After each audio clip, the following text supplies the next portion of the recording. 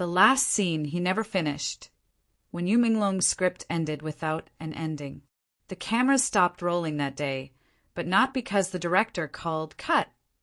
It was because Menglong, the man whose eyes had once held galaxies of emotion, had written his last scene unknowingly. His final project, the one he had poured every drop of himself into, now sits unfinished, a script that ends mid-sentence, like the breath he never took again. In the world of film and music, Menglong was a rare kind of storyteller. He didn't just act, he felt.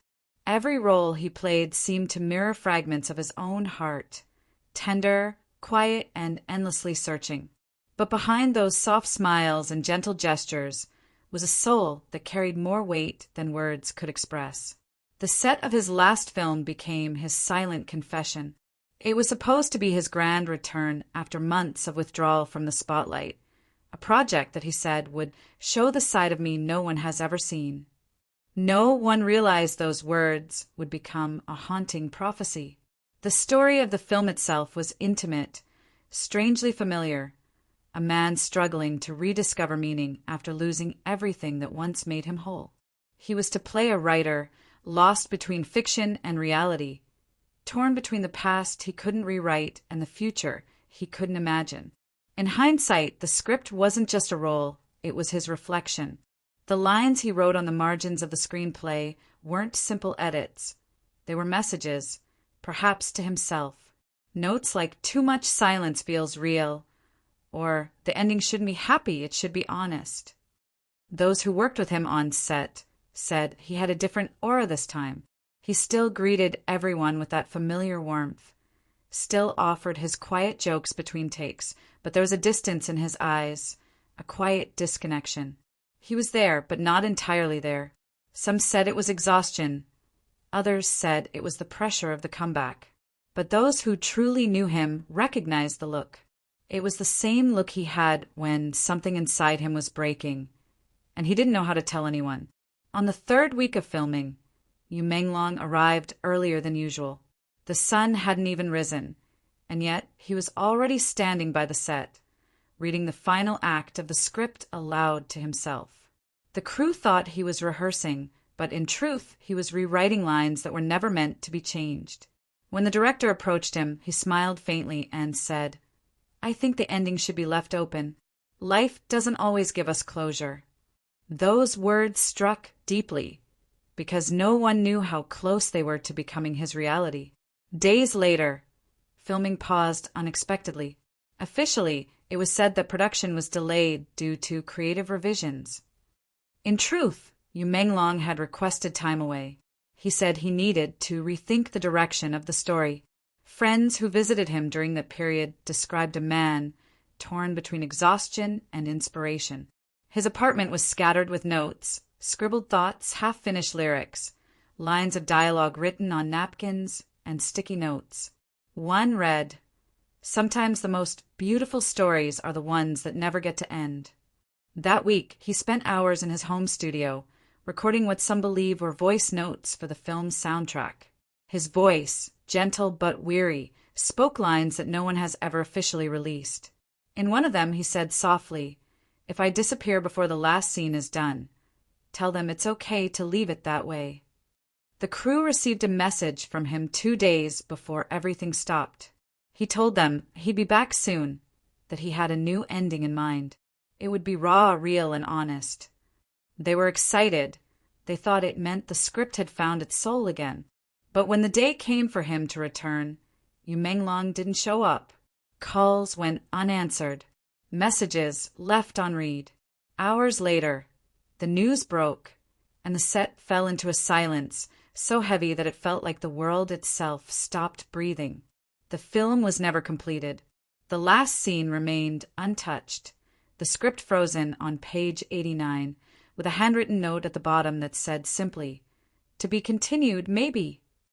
That maybe haunts those who loved him, both personally and professionally, because in that single word was all the uncertainty he carried, the hesitation between staying and leaving, between holding on and letting go.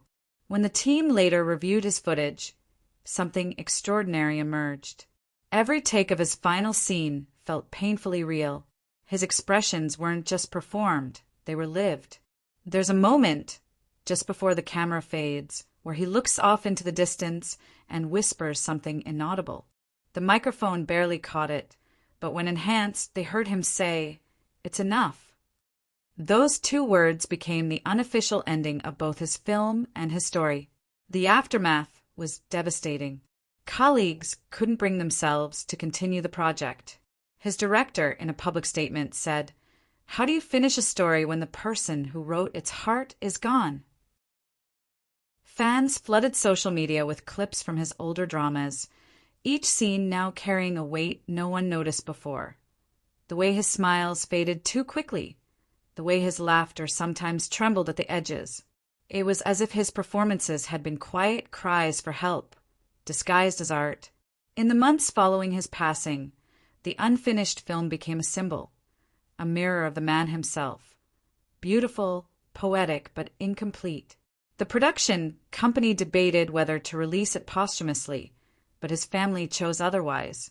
They said, he didn't want to be remembered for what he didn't finish, but for what he gave.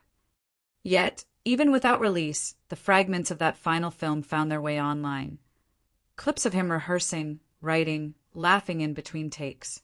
Each one carried an ache, a reminder that behind every artist's light is often a shadow the world never sees. Many of his close friends revealed that Menglong had been battling something deeper than exhaustion.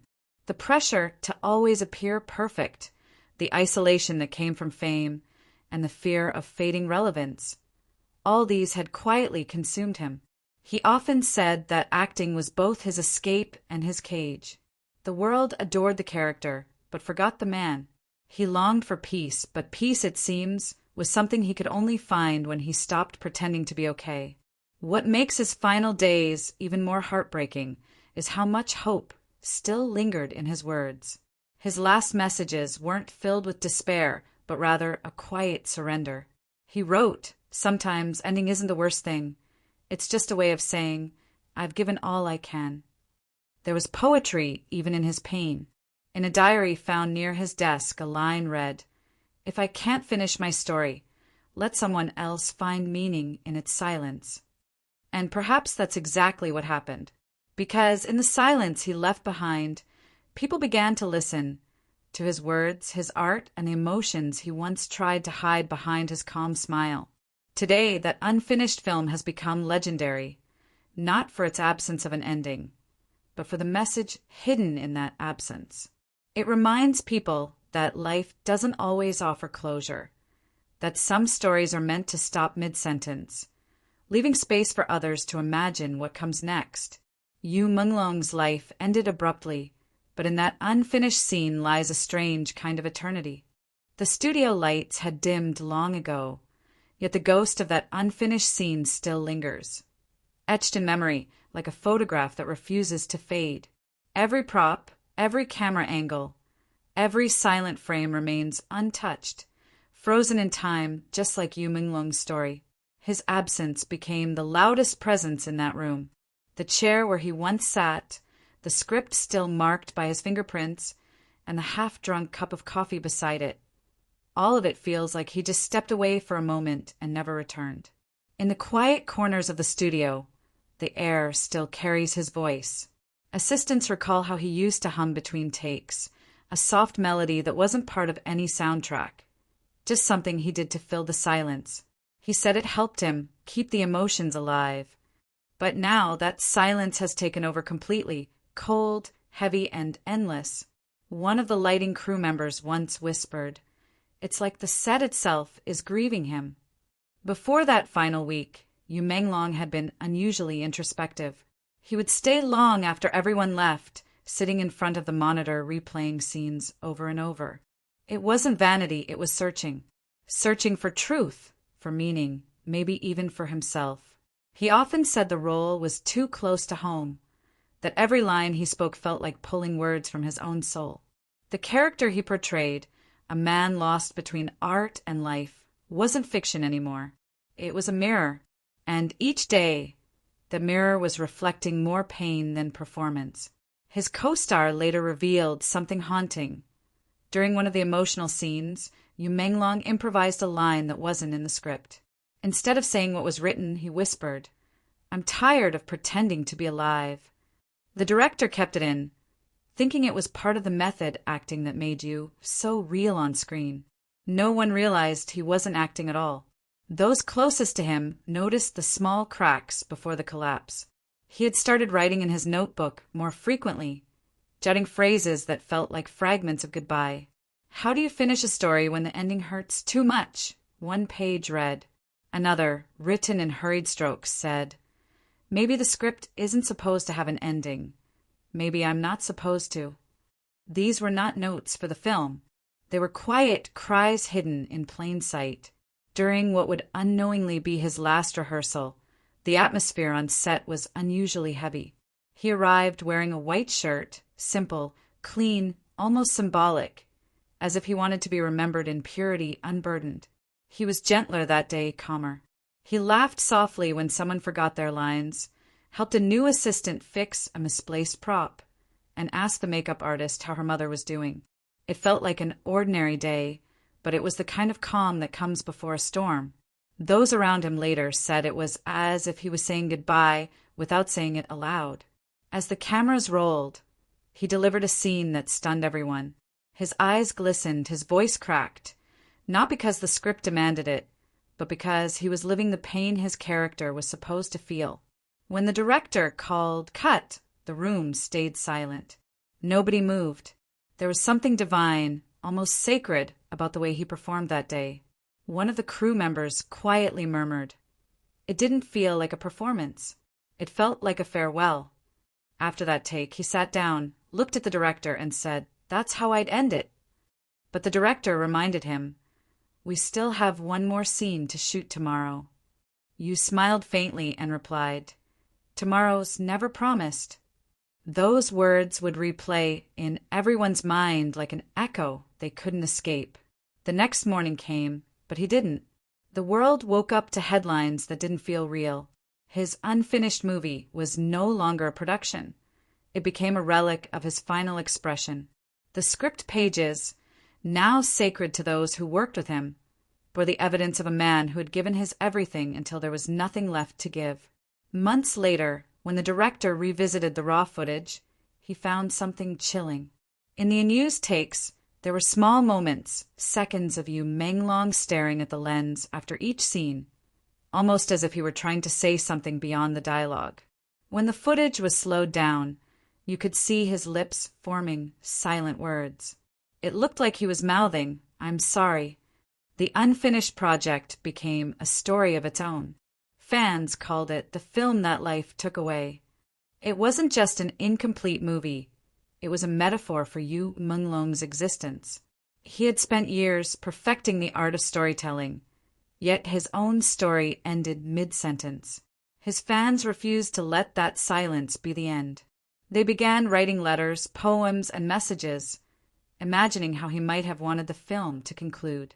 Some said the unfinished scene represented hope, the idea that even when something ends abruptly, beauty can still linger.